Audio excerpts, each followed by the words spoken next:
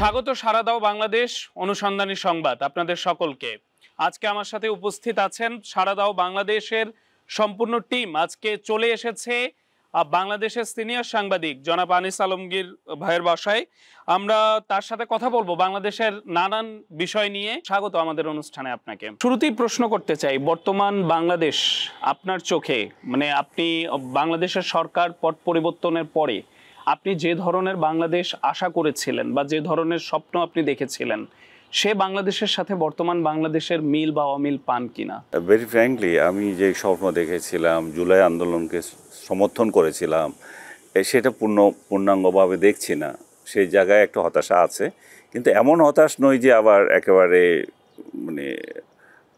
সব কিছু ছেড়ে বসে থাকবো যে আমাদের কিছুই হবে না। আমি মনে করি যে এখনও সম্ভাবনা রয়ে গেছে বাংলাদেশের এগিয়ে যাওয়ার, এখনও সম্ভাবনা আছে আমাদের যে ডিফারেন্সেসগুলো আছে সেগুলো দূর করার, এবং সরকার চাইলে একটু সুন্দর নির্বাচন জাতিকে উপহার দেওয়ার। 24-এর আন্দোলন, 71-এর মুক্তিযুদ্ধ, এই দুটো বিষয়কে কিভাবে আপনি দেখেন আপনার চোখে? আমার কাছে তো এটা একটার সাথে একটা কোনো তুলনাই হয় না। এটা একটা 9 মাসের স্বাধীনতার সংগ্রাম, যেটার দীর্ঘ স্ট্রাগল ছিল। সেই 52 থেকে যদি শুরু করি, আমরা 47-এর পরে আমরা ব্রিটিশ থেকে স্বাধীন হলাম, তারপরে আমরা দীর্ঘ সংগ্রাম আমাদের চললো। আমাদের 52-এর ভাষা আন্দোলন বলেন, আমাদের গণ আন্দোলন, যতগুলো গণ আন্দোলন বলেন, 69-এর গণ অভ্যুত্থান বলেন, সব কিছু পেরিয়ে আমরা একটা 9 মাসের দীর্ঘ সংগ্রাম করে একটা স্বাধীনতার যুদ্ধ অর্জন করেছি। সেটার একটা মাহাত্ম্য, সেটার সাথে কারোর সাথে তুলনা হয় না। এরপর আমাদের অভ্যন্তরীণ অনেকগুলো আমাদের সংগ্রাম হয়েছে। যেমন আমরা বড় ধরনের যদি আমরা বলি, এটা 90-এর গণ অভ্যুত্থান আমাদের একটা বড় ধরনের সংগ্রাম, যে স্বৈরাচারী একটা সরকারকে হটানোর জন্য। ঠিক তেমনি আবার 24-এ এসেও আমরা আরেকটা স্বৈরাচারী সরকারকে হটানোর জন্য আরেকটা গণ অভ্যুত্থানে আমরা অংশ নিয়েছিলাম, এবং সেটাও সফলভাবে হয়েছে। তো আমি এগুলোকে আমরা শ্রদ্ধা করবো। আমাদের এই সংগ্রামগুলোকে আমরা, এই ত্যাগগুলো, যারা রক্ত দিয়েছে, এগুলোকে আমাদের অস্বীকার করার কিছু নাই।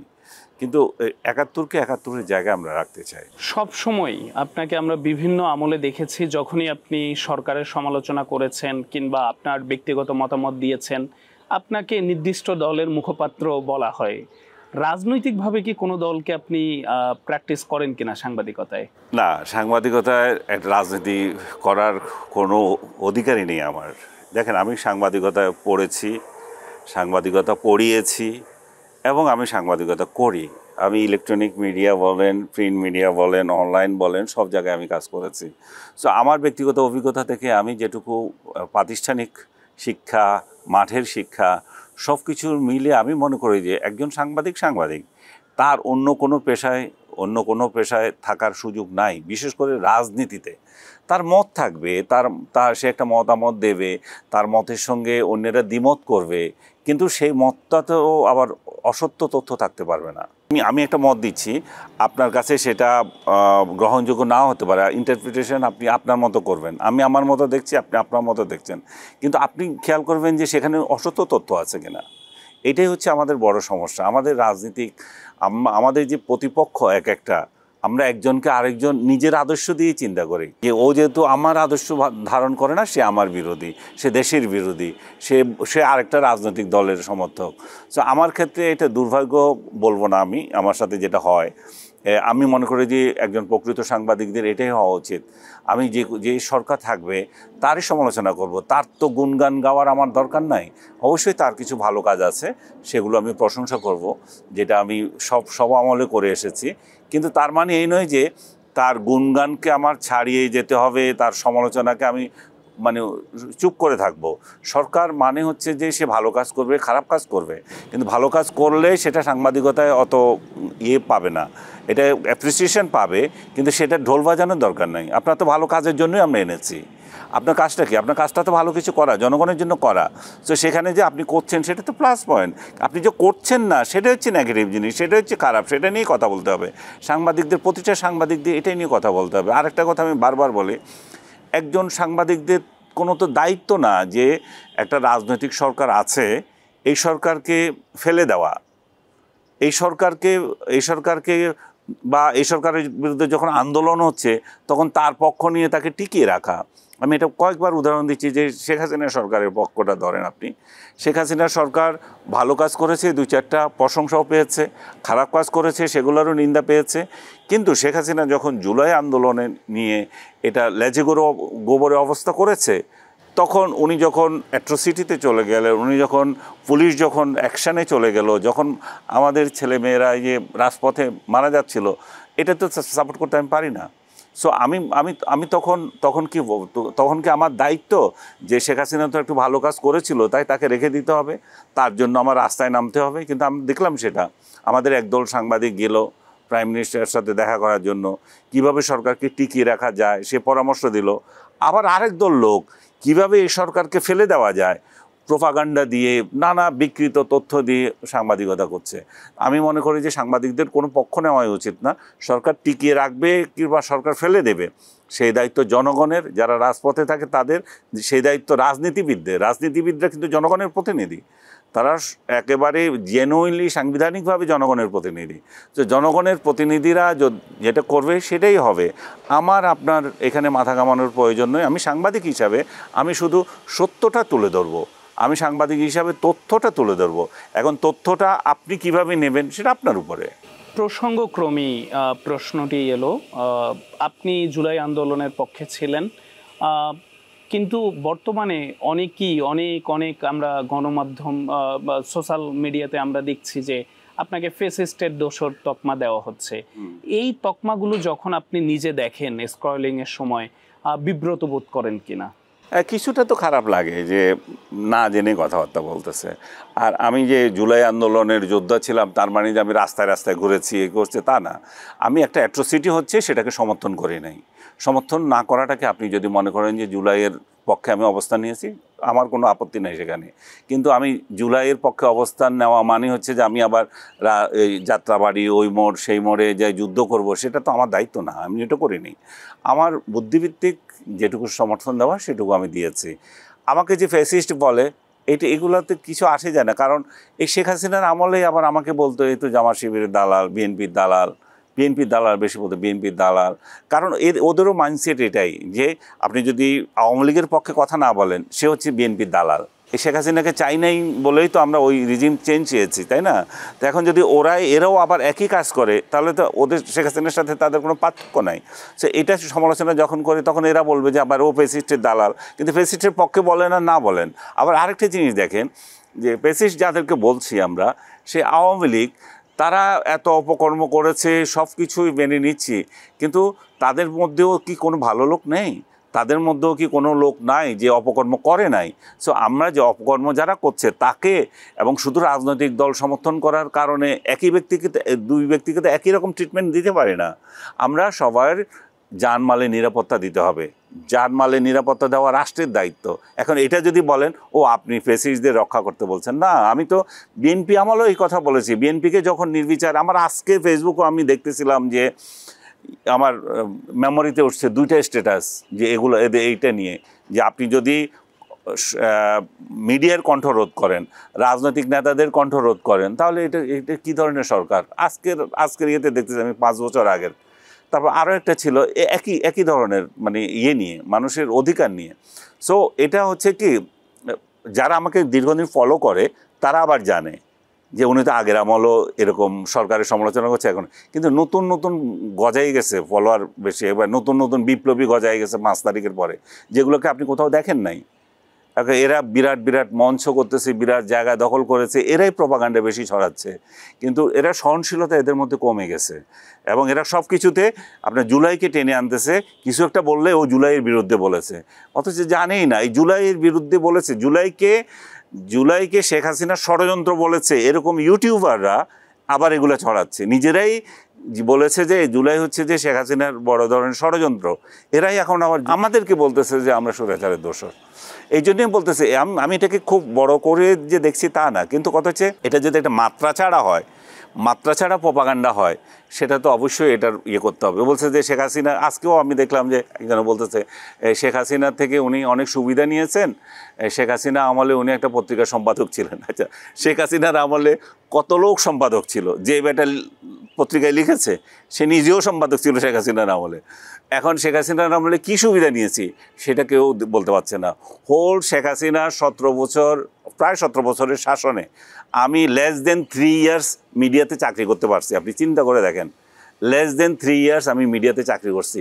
পুরোটা সময় আমি বেকার ছিলাম, কারণ শেখ হাসিনার মিডিয়ার যে দালালগুলো ছিল ওরা চায় নাই আমি লাইমলাইটে আসি, ওরা চায় নাই আমি সরকারের বিরুদ্ধে বলা লোক, যাতে সরকারের এই সরকারের আমলে কিছু কাজ করতে পারি। কারণ আমি যদি সরকারের আমি যদি কোনো একটা মিডিয়াতে ঢুকতে পারি, সরকারের সমালোচনা আমি আমার দৃষ্টিতে করব।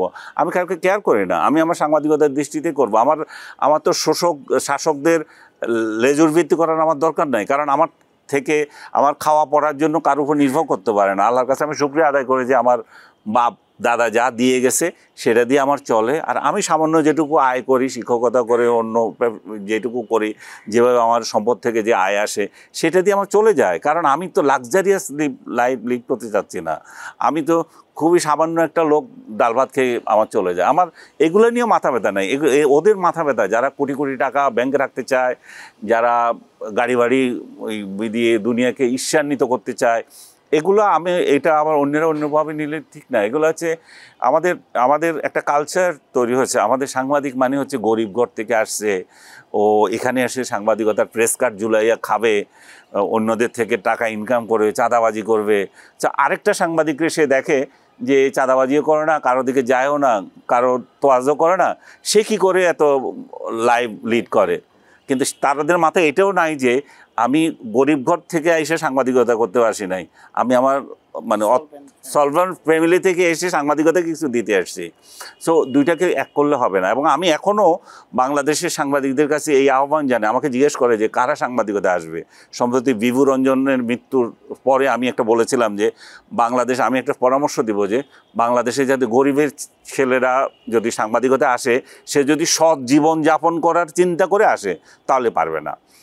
যদি তার বেহায়ার মতো অন্যের কাছে হাত পাতার মানে যোগ্যতা থাকে তাহলে আসতে পারবে। যদি নিজের আত্মসম্মান থাকে, গরিবঘর থেকে এখানে এসে সম্মানের সঙ্গে চাকরি করবে, সেটা এখন আর মিডিয়াতে নাই। আপনার যদি আর্থিক সঙ্গতি থাকে, আপনার বাপের যদি এই চাকরি চলে গেলেও যাতে আপনি অন্তত বছরখানিক চলতে পারেন, সেই ধরনের আর্থিক সঙ্গতি থাকলে শুধুমাত্র সাংবাদিকতা আসা উচিত, আদারওয়াইজ নট। আর সাংবাদিকতায় আসতে হলে সাংবাদিকতার প্রাতিষ্ঠানিক শিক্ষাটাও নিয়ে আসেন।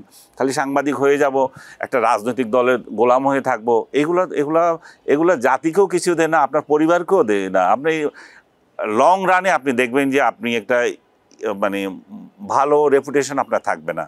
এখন দেখছেন না যে শেখ হাসিনার আমলে যারা খাইছিল, বড় বড় পোস্ট হোল্ড করছিল, অর্থ কামাই করছে, তারা কোথায়? তারা হয়তো কেউ জেলে, কেউ হয়তো বিদেশে পালিয়ে আছে। যে এই জীবন আপনি আপনার সন্তানকে কেন দেবেন? একেবারেই স্পষ্ট উত্তর পেলাম আপনার কাছ থেকে। একেবারেই সংক্ষেপে একটি বিষয় জানতে চাই। দীর্ঘদিন ধরে প্রিন্ট মিডিয়াতে, ইলেকট্রনিক মিডিয়াতে সম্পাদকীয়তা, শিক্ষকতা সব কিছু মিলিয়ে সংক্ষেপে যদি বলেন যে 5ই আগস্টের আগে গণমাধ্যমের স্বাধীনতা আর বর্তমানে গণমাধ্যমের স্বাধীনতা, কোন সূচকে কোনটাকে এগিয়ে রাখবেন? আমি অবশ্যই 5ই আগস্টের আগে যে ছিল স্বাধীনতাকে এখনকার থেকে বেশি মনে করছি। ওই সময়েও মানুষ কথা বলতে পারে নাই, এটা যেমন সত্য, কথা বলতে পেরেছেও। আর এখন হচ্ছে যে ওকে কথা বলতে দাও কেন, ওই সময় একটা ছিল সরকারি নির্যাতন, এটা হচ্ছে সবচেয়ে বড় পয়েন্ট। ওই সময় ছিল এই আমাদের বিরুদ্ধে কথা বলে, ওরে চাকরি দিও না, ওরে টেলিভিশনে এনো না। আর এখন হচ্ছে যে সবাইয়ের মতো রাজা। এখন সরকার নিষেধ করছে না, সরকারের বাইরে ব্যক্তিরা নিষেধ করছে। সরকারের মধ্যে থেকেও কিছু লোক ইন্ধন দিচ্ছে, আর বাইরের লোকজন একটা সরকারকে কিভাবে অস্থিতিশীল করা যায়। সরকার বলেছে তোমরা স্বাধীনভাবে কথা বলো, কিন্তু কিছু লোক আছে না, এরা স্বাধীনভাবে কথা বলতে পারবে না। সো এই যে সংঘাত, আমি মনে করি যে যদি তুলনা করি সাংবাদিকদের অর্থনৈতিক অবস্থা, মিডিয়ার অর্থনৈতিক অবস্থা, কথা বলার স্বাধীনতা, ওইসব কম্পেয়ার করলে শেখ হাসিনার আমল যেমন খারাপ ছিল, এটা খারাপের থেকে আরও বেশি খারাপ। এটা অস্বীকার করার কোনো উপায় নাই। এবং এই বেশি খারাপটা আমি মনে করি যে একটা রাজনৈতিক দলের সরকার না আসা পর্যন্ত চলতেই থাকবে। এটা এই সরকার উন্নয়ন করতে পারবে না। একেবারেই সম্পূরক প্রশ্ন, ফেব্রুয়ারিতে জাতীয় নির্বাচনের ব্যাপারে আপনি কি আশা দেখছেন কিনা? আমি ফেব্রুয়ারি নির্বাচন হবে কি না এটা নিয়ে আমি আশাবাদী শুধুমাত্র সরকারের দৃঢ় অবস্থানে। সরকার যদি দৃঢ় অবস্থান নেয় আমরা ফেব্রুয়ারি ইলেকশন করব, তাহলে এটা হতে পারবে। কিন্তু এটাকে না হওয়ার জন্য বিএনপি ছাড়া বাকি যে সমস্ত দলগুলো আছে, বাকি যে সমস্ত নানা এলিমেন্টস আছে, তাদের কাছ থেকে আমি আন্তরিকতা দেখি না। তার এখন সবাই যদি এক হয় যে না আমরা এই রকম পরিস্থিতি চাইবো না, আমরা ফেব্রুয়ারিতে একটা শান্তিপূর্ণ ইলেকশন দেবো, তাহলে হতে পারে। এখানে আমি শুধুমাত্র বিএনপিকে এখন ইলেকশনের ব্যাপারে ডেসপারেট দেখি, বাকিদের আমি ওইভাবে দেখি না। বাকিরা মনে করে যে যদি একটা সরকার নির্বাচন হয়, নিঃসন্দেহে আওয়ামী লীগের অনুপস্থিতিতে বিএনপি এখন সবচেয়ে বড় শক্তিশালী দল, তো বিএনপি হয়ে যেতে পারে। তো বিএনপি হলে আমরা এখন যেভাবে স্বাধীনতা ভোগ করছি সেটা পারবো কি না, তাদের মধ্যে আরেকটা ভয়। তো এই দিক থেকে ফেব্রুয়ারি ইলেকশন না হলে অন্য পার্টিগুলোর কারো কিছু আসে যায় না। শুধু এখানে ফেব্রুয়ারি ইলেকশন নিয়ে ব্যস্ত হবে সরকার এবং বিএনপি। এখন আবার সবাই যদি না চায়, মনে করেন বিএনপি ছাড়া বাকি সবাই চাচ্ছে না, সরকারও তখন কতটুকু পারবে যে সত্যিকার অর্থে ফেব্রুয়ারিতে একটা ইলেকশন দিতে? আপনি কি মনে করেন যে সরকারের সদিচ্ছা আছে? সরকারের সদিচ্ছা আছে, সরকার সদিচ্ছা আছে, কিন্তু যে যারা এখানে অংশীদার তাদের সবাই সদিচ্ছা নাই। আপনি অন্য অন্য কোনো দলের ব্যানারে গেলেন, তো গিয়ে লাভ কি? আপনি আওয়ামী লীগের লোকজন কি ভোট কেন্দ্রে যেতে পারবে? আপনি ওই নিশ্চয়তা দিতে পারবেন? তারা তো এখন বাড়িতেও থাকে না অনেকে, তাই না? সিংহভাগ লোক তো নিজের এলাকায় নেই, তারা ডিসপ্লেস হয়ে আছে, তারা এই নিজের বাড়ি থেকে অন্য জায়গায় আছে। এই ডিসপ্লেস নিয়েও মানুষ অন্যভাবে বুঝতেছে না যে চিটংয়ের লোক ঢাকায় আছে, ঢাকার লোক চিটং আছে, এইভাবেই আছে। তারা যে তাবু খাটাইয়া রোহিঙ্গা মতো আছে তা না। তো এই যে ডিসপ্লেস অবস্থায় আপনি আপনার কেন্দ্র তো এক জায়গায় আছে, আপনি ওই জায়গায় ভোট তো দিতে পারবেন না। সো এগুলো অলীক কল্পনা যে আওয়ামী লীগ ক্ষমতায় আসবে কিংবা আওয়ামী লীগ অন্যের ঘাড়ে নিয়ে আসবে, এগুলো সব বোগাস। এগুলা বিশ্বাস করার কোনো কারণ নাই। আওয়ামী লীগ ছাড়াই আগামীতে একটা নির্বাচন হবে, যেটা এই সরকারের অধীনেই যদি হয়ে থাকে এই সরকারের অধীনেই হবে। এবং আওয়ামী লীগের এখানে সম্ভাবনা নাই যেমন, তেমনি আওয়ামী লীগ দলগতভাবেও তাদের কোনো সুনির্দিষ্ট এজেন্ডা নাই, সুনির্দিষ্ট কার্যক্রম নাই। আওয়ামী লীগ এমন একটা দল, সরকার পতনের পর তারা তো তাদের দলকে রিফর্ম করে নাই। তারা যেই লোকগুলো এই লুটেরা ছিল, যত অ্যাট্রোসিটিতে অংশ নিয়েছিল, যত অপকর্ম করেছে, ওরা তো সব দলের মধ্যেই আছে। তাদের দলের তো কোনো নেতৃত্বে কোনো পরিবর্তন আসে নাই। তাদের দল একটা ফেসবুক নির্ভর, তাদের দলের মুখপাত্রকে কিছুই নাই। সো আওয়ামী লীগ নিয়ে আসলে চিন্তা করার এখন এই সময়ে খুব জরুরি মানে না। আওয়ামী লীগ আমরা চিন্তা করতে হবে মানবিকতা নিয়ে। আমরা চিন্তা করতে হবে আওয়ামী লীগ করেছে বলে একটা লোককে যাতে আমরা নির্যাতন না করি। আমরা চিন্তা করতে হবে যে আমাদের মধ্যে বিভাজন যাতে আমরা না বিভাজন কমিয়ে এনে কীভাবে আমরা দেশকে একটা সামনের দিকে এগিয়ে নিয়ে যেতে পারি। দেশকে নিয়ে আরও কথা বলার আছে, একটু দেশের বাইরে যেতে চাই আমি।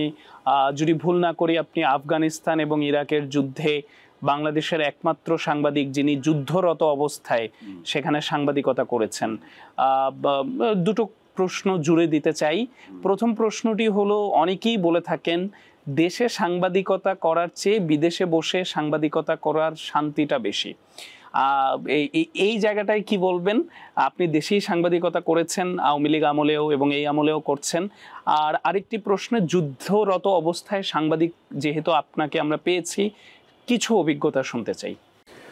আমি 2001 সালে আফগানিস্তান ওয়ার অন টেরর যেটা নাম ছিল, তালেবানদের বিরুদ্ধে বা ওসামা বিন লাদেনের বিরুদ্ধে যে যুদ্ধ বুশ সেকেন্ড করেছিল, তো সেটাতে আমি গিয়েছি। সেটাতে কান্দাহার এলাকায় ছিলাম, তারপরে আমি চামন এলাকায় ছিলাম। পাকিস্তানের বর্ডারে আমাদের বেশিরভাগ সময় থাকতে হয়েছে, কারণ ওখানে হোস্ট করার মতো কিছু ছিল না। তালেবানরা কোনো সাংবাদিককেই ওখানে থাকতে দেয় নাই এমন একটা পরিস্থিতিতে। ওখানে এমবেডেড কিছু জার্নালিস্ট ছিল, সেটা আমাদের তো হওয়ার সুযোগও নেই এবং আমি হতেও রাজি না। এমবেডেড বলে আমেরিকানদের সাথে যারা ছিল। সো এমন একটা পরিস্থিতিতে সেটা কাভার করার পর আমি সেখানে তালেবানদের হাতে বন্দী হয়েছিলাম। আপনি হয়তো জানেন না, অনেকে হয়তো জানে না, বাট আল্লাহর রহমত যে তারা আমাকে ছেড়ে দিয়েছে। এই ছেড়ে দেওয়ার পিছনে আমাদের বাংলাদেশি ইসলামী দলগুলোর একটা অবদান আছে। আমি বলেছি যে তোমাদের ভাই ব্রাদার, আমাদের দেশের লোকজন তোমাদেরকে নিয়ে চিন্তিত, তারা তোমাদের খবর জানতে চায়, সেই জন্য আমি এসেছি। তখন তারা বললো যে, এই যে একজন বললো যে হ্যাঁ তারা এরকম একটা ছবি দেখেছে পাকিস্তানের একটা পত্রিকায়, যে বাংলাদেশের মৌলবীরা তাদের জন্য মিছিল করতেছে, এটা আমার জন্য একটা প্লাস পয়েন্ট ছিল। সেদিন থেকে আমি কিন্তু বাংলাদেশের কোনো রাজনৈতিক দলকে ছোট করে দেখি না। কে যে কখন আপনার কোন ভূমিকায় নেই এবং কার কী উপকারে আসে আমি জানি না।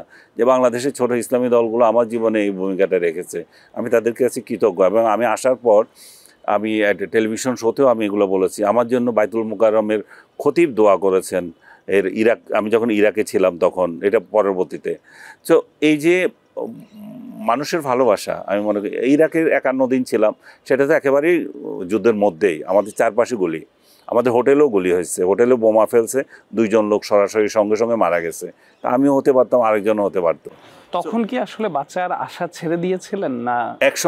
এক সময় বাঁচার আশা ছেড়ে দেওয়ার মতোই। আমরা তখন, আপনারা হয়তো এখন রাগ করবেন শুনলে, আমরা তখন ভাবছিলাম যে সাদ্দাম কখন পতন হবে, কারণ সাদ্দামের পতন হলে আমরা মুক্তি পাচ্ছি, আদারওয়াইজ মুক্তি পাচ্ছি না। সো আমি যুদ্ধের আগে গিয়েছিলাম, যুদ্ধের মধ্যে ছিলাম, আর যুদ্ধ শেষ হওয়ার 20 দিন ছিলাম, তারপরে এসেছি।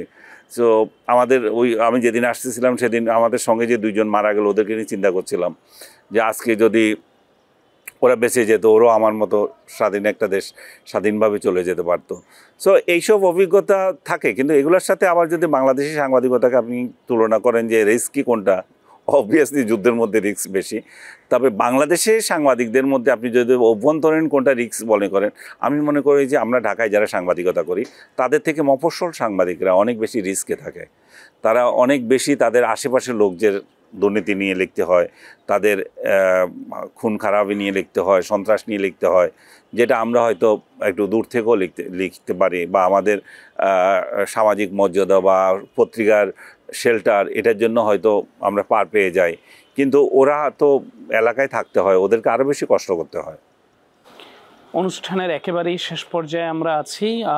আপনার থেকে অনেক কিছু জানতে চাওয়ার ইচ্ছে আছে, কিন্তু সময় সীমাবদ্ধতা তো লেগেই থাকে। আপনার কাছে সর্বশেষ যেই বিষয়টি জানতে চাই, যে আসলে এই যে সাংবাদিকতা করতে যে একেবারে মফস্বল পর্যায়েও, ইনক্লুডেড মি, আমরা সবাই ট্যাগিংয়ের শিকার হই। যখনই সরকারের বিপক্ষে কিছু বলি বা আমাদের উপস্থাপনা করতে যেও অনেক সময় আপনারা জানেন যে কথা বললে মতামত হয়ে যায় আমাদেরটা অনেক সময়। তো এই যে ট্যাগিং শিকার থেকে বাঁচার কোনো উপায়, যেহেতু আপনি নিজেও দীর্ঘদিন ধরে ট্যাগের শিকার হয়ে আসছেন, এই ট্যাগিং থেকে বাঁচার কোনো উপায়? এবং উদীয়মান তরুণ সাংবাদিকরা কিন্তু এই ট্যাগিংয়ে তারা খুবই ডিপ্রেশনে ভুগছে, অনেক জায়গায় কাজও করতে পারছে না অনেক তরুণ সাংবাদিক। সেই জায়গাটা থেকে তরুণ সেই সকল সাংবাদিকদের উদ্দেশ্যে আপনি এই ডিপ্রেশন কাটানোর কোনো উপায় আমাদেরকে বলবেন কিনা?